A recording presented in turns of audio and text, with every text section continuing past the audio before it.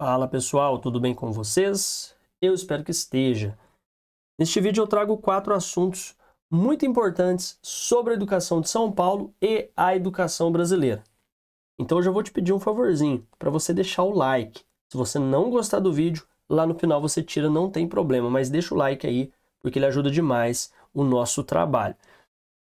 Bom, vocês estão vendo essa publicação na Agência de Notícias do Governo do Estado de São Paulo. A manchete é a seguinte: Governo de São Paulo lança diretrizes para escolas estaduais indígenas e material didático. O que são essas novas diretrizes, pessoal? Sabe quando a escola tem as matérias comuns, como português e matemática? Pois é, agora as 42 escolas indígenas do estado de São Paulo têm um documento oficial que diz que o ensino deve ser diferente. O que isso significa? Significa que, além de tudo o que os outros estudantes da rede estadual aprendem, eles vão também estudar suas próprias línguas, suas histórias sagradas e seus costumes tradicionais. É uma escola que agora, segundo o governo, segundo todo mundo que está envolvido, fala a língua da aldeia. Outro assunto que eu gostaria de trazer aí para vocês, vou trazer aqui essa manchete que está aqui no portal no Brasil 247, que fala sobre um levantamento que aponta rejeição quase unânime à gestão da educação em São Paulo sob Tarcísio de Freitas. Deixa eu explicar certinho para vocês. O que aconteceu? A APOESP, pessoal, ela fez uma votação, uma espécie de consulta pública para saber o que as pessoas acham de como o governador Tarcísio de Freitas está cuidando da educação. Não foram apenas os professores. Cerca de 22 mil pessoas deram sua opinião, incluindo professores e funcionários das escolas, alunos, pais e mães de estudantes também. E aí, qual foi o resultado? O levantamento diz que a rejeição foi quase unânime. Eu não sei como que foi feita a pesquisa, tá, pessoal? Estou trazendo aqui para vocês estarem por dentro desse assunto, desse levantamento. Então, segundo a APOESP, isso significa que quase todo mundo que votou diz que não gosta ou desaprova as decisões que o governo está tomando para as escolas estaduais. Segundo a APOESP, isso é importante porque essa consulta serve como um termômetro. Ela mostra que existe uma barreira muito grande entre o que o governo planeja, com as diretrizes que a gente vem observando, e o que os professores e famílias sentem que está acontecendo na prática. Geralmente, essas críticas envolvem temas como salários, falta de funcionários, mudanças no currículo ou a forma como o governo conversa ou deixa de conversar com quem está dentro da sala de aula. Em resumo, enquanto o governo anuncia investimentos e novas regras, o sindicato mostra que a maioria das pessoas que trabalham ou estudam nessas escolas estão muito insatisfeitas com o rumo das coisas.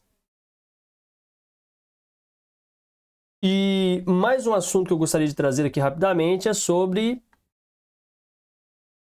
essa greve aqui, ó. Servidores públicos de Florianópolis entram em greve com impactos na saúde e na educação. E por que eu vou tocar nesse assunto? O que está acontecendo em Florianópolis, pessoal? Bom, os trabalhadores da prefeitura, professores e também os profissionais da saúde e outros servidores decidiram parar de trabalhar. O motivo? Eles dizem que as condições de trabalho estão ruins e que o prefeito não aceitou os pedidos de melhoria que eles fizeram. Cerca de 16% da cidade já sentiu o impacto. Escolas todas fechadas ou postos de saúde com menos gente. O que o prefeito diz? A prefeitura afirma que está conversando e que está tudo em dia, mas os trabalhadores dizem que isso não é verdade.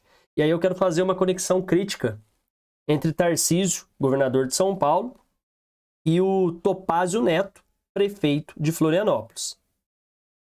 Podemos notar um jeito de governar muito parecido entre o governador de São Paulo e o prefeito de Florianópolis, o Topázio Neto. Essa semelhança aparece em 3 pontos principais. O primeiro ponto, a guerra com os sindicatos. Ambos os governantes têm uma relação muito tensa com os sindicatos. Em vez de chegarem a um acordo rápido, o cenário é de confronto. Enquanto o governo diz que está fazendo investimentos recordes, como o Tarcísio diz na educação, quem está na ponta, o professor ou, se for para a área da saúde, o médico, diz que o serviço está piorando. Outro ponto é o foco na gestão de dados versus a realidade prática. Tanto Tarcísio quanto a gestão em Florianópolis gostam de mostrar números, obras e tecnologia. Porém, as duas notícias mostram que existe um abismo entre o que o governo anuncia na TV e o que os funcionários sentem no dia a dia. A rejeição de 22 mil pessoas, como a gente trouxe no estado de São Paulo, e a greve em Floripa são sinais de que a gestão moderna não está agradando quem realmente faz o serviço acontecer. O terceiro ponto é esse estilo gerente. Eu vou explicar, ó. Ambos se apresentam como, entre aspas, bons gestores ou, entre aspas, novamente, gerentes que querem eficiência.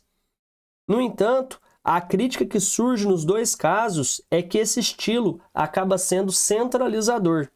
Eles tomam decisões de cima para baixo e quando os servidores reclamam, o governo muitas vezes tenta jogar a opinião pública contra os trabalhadores, dizendo que o diálogo está aberto, enquanto a categoria, ou as categorias, se sentem ignoradas. O jeito de governar de ambos prioriza a vitrine de obras e números, mas enfrenta uma resistência gigante de quem trabalha no setor público. O resultado que a gente está vendo é o mesmo nos dois estados. Conflito, Santa Catarina agora foi mais além, mas São Paulo também teve paralisação. Eu falo que foi mais além porque realmente fez uma paralisação de impacto. São Paulo, somente falando da parte da educação, não teve essa paralisação de grande impacto. Então, e tem também uma sensação de que o governo não ouve quem está no chão da escola. E no caso de Florianópolis, além do chão da escola, o pessoal fala muito aí dos postos de saúde, das UPAs, enfim.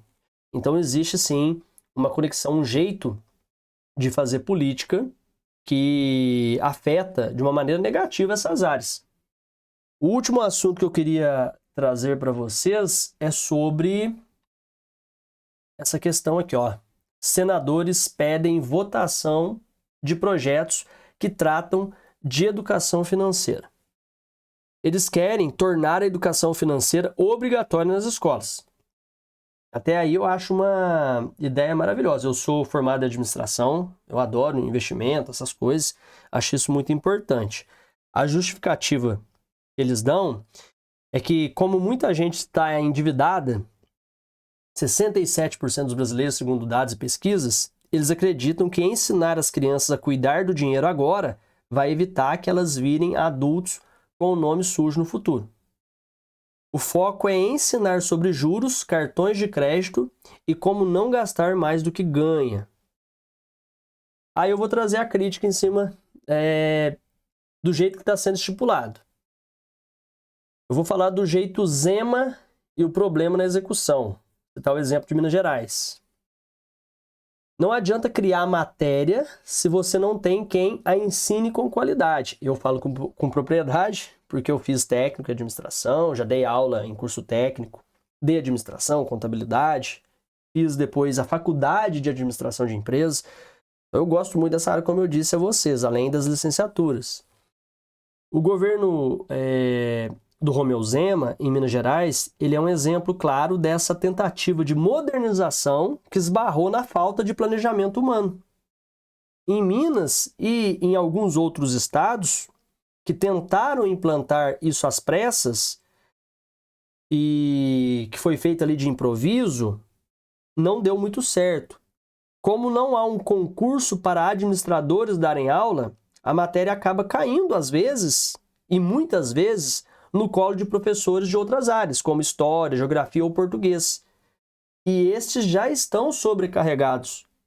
O resultado, o professor que muitas vezes também está endividado e não entende de mercado financeiro, ele precisa ler um manual e repassar algo que ele não é especialista, como eu já disse. Então o ensino é superficial, aí não vai adiantar nada, é igual inglês. Fala aí pra mim, eu quero saber com sinceridade se você aprendeu inglês quando você estava, se você é de escola pública, né? Se for de escola pública, se você estudou em escola pública, e se na escola pública você aprendeu inglês. Porque muita gente tem inglês desde o primeiro ano do ensino fundamental, às vezes até pega lá no infantil, na escola pública mesmo. Eu sei de cidades que a prefeitura dá, desde o ensino infantil até o final do ensino médio, língua inglesa. E eu, como professor de língua inglesa também, tá, pessoal? Lecionei língua inglesa durante 5 anos. Eu chegava no ensino médio e o aluno não sabia me dizer o que era artigo.